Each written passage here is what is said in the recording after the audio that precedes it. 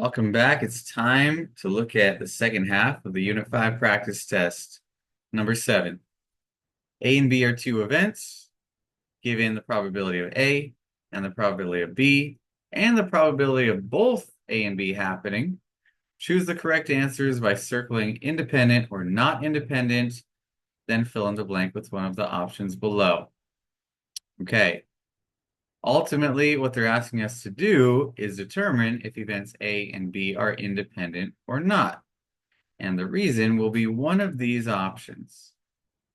So this is a proof, and we can prove things using this equation.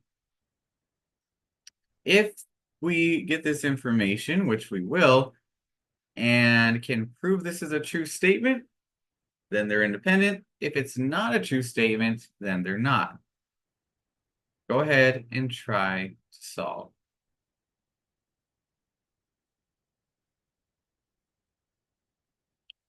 Okay, so we start off questioning, are these equal to each other? Then we substitute anything we know. They did not tell us the probability of A after B. Notice this is not the same as that. Those are two very different things. This is the probability of both events A and B happening. This is the probability of event A happening after B already happened. Those are not the same, okay? So we don't know that. We will figure it out, but we do know the probability of A. They told us right here, 0.5. And again, we're wondering, are these equal? Now, how can we find out what this is? If only there was a formula. Oh, would you look at that? There it is, just below. And you might be wondering, well, wait a second, that says if they're not independent. Don't worry about that right now. Just focus on solving for the probability of A given B has already happened. So we do that here. We be very careful in setting this up and put probability of A and B on top. Notice order doesn't matter here, right? If you put probability of B and A or A and B, that doesn't matter. You're just saying what are the chances of both things happening? So the B and A there and A and B there means the same thing. So we put that probability on top. And then what's on bottom? Probability of B, which they told us right here. We use our calculator to divide, find out 0.05. Then we take that and we substitute it back into this equation. That's what I've done here. And these are off just by 1 decimal place. Okay, so because these are not equal, these are not independent. And you see that in the answer. Not independent because these are not equal, right? We just proved that. Number 8.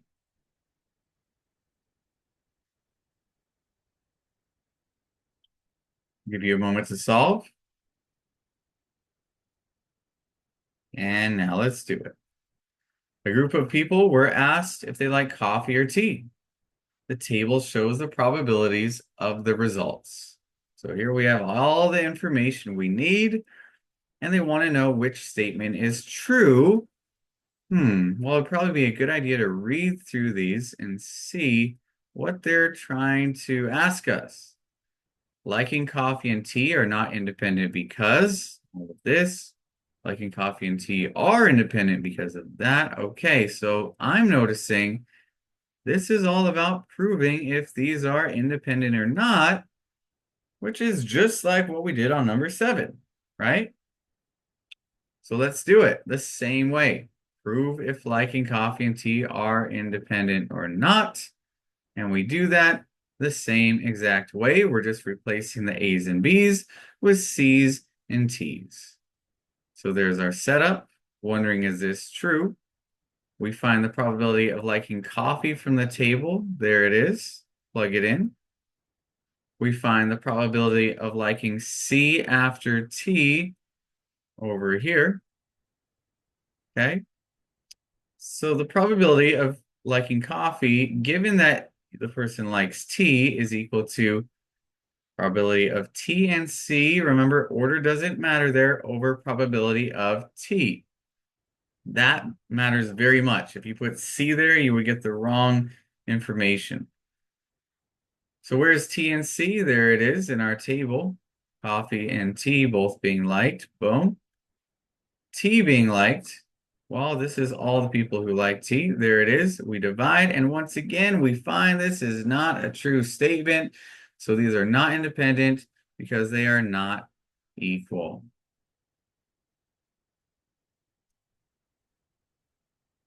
So ultimately, we said the same thing in the end, just in different ways. Notice this problem had answer choices set up a little differently, but we did the same thing, and we are on our way to number 9, just 3 left, or 4 left. Explain the difference between the probability of A given B happened, and probability of A and probability of B given that events A and B are independent. Try to come up with your own explanation. And now I'll show you mine. Since these are independent events, the probability of A happening after B is equal to the probability of A because B has no effect on A. A is going to happen regardless of whatever happened with B. And this is saying the same thing, just backwards. Since these are independent events, probability of B has no effect on, or probability of A has no effect on B because B is going to happen regardless.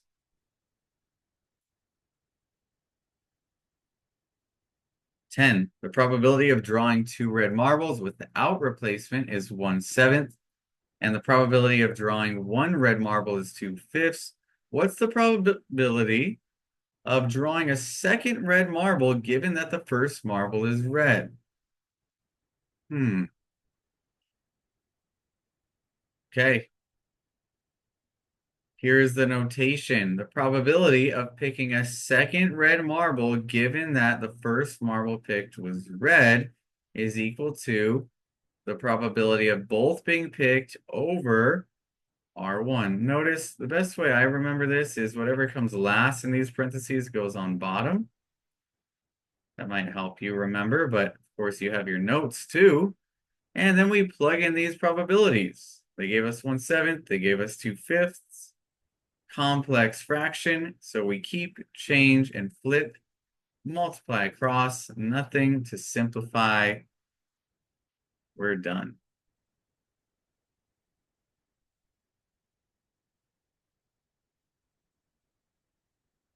Two more, here we go.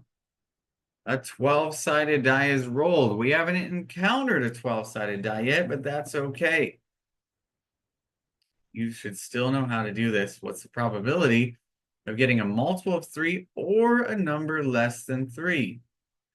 You could draw a 12-sided die, but don't need to. I will draw one while you work on this.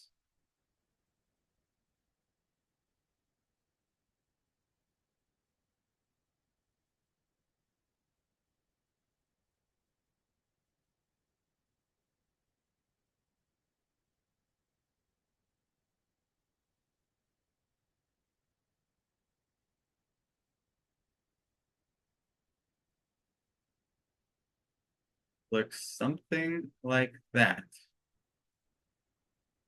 Okay, let's see how you did. I decided to write out numbers 1 through 12. Let's show all the sides of the die just written out in a list. Then I went ahead and looked at what they want to know. Multiple of 3, you got it, circle in green. Number less than 3, you got it, circle in orange. And don't forget, the word or has a lot of meaning in this situation. That one little word tells you to add. So we take 4/12 plus 2/12, add them, simplify, we get 1/2.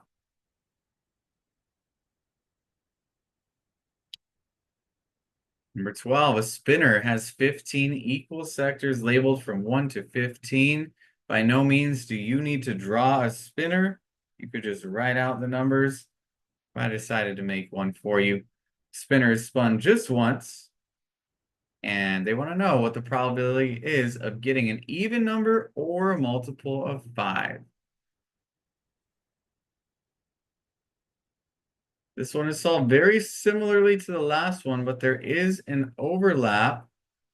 So we need to remember this. Do you remember what this is called? When you have one number like 10 fitting both requirements? Well, we'll get there. Let's start from the beginning. First, they want an even number, so I circled all even numbers in yellow.